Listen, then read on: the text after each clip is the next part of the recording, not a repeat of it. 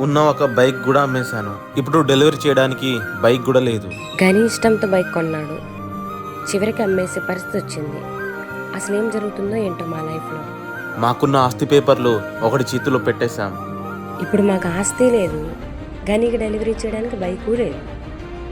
నాలాంటి జీవితం పెళ్ళైన ఏ మొగాడికి రావద్దు. గని ఎక్కడున్నాడో ఒకసారి కాల్ చేద్దాం.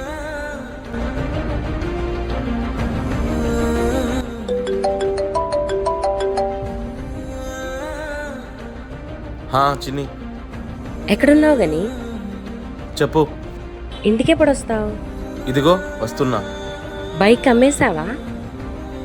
అమ్మేశా. ఎంతకు అమ్మేశావు? 15,000కి అమ్మేశా చిన్ని.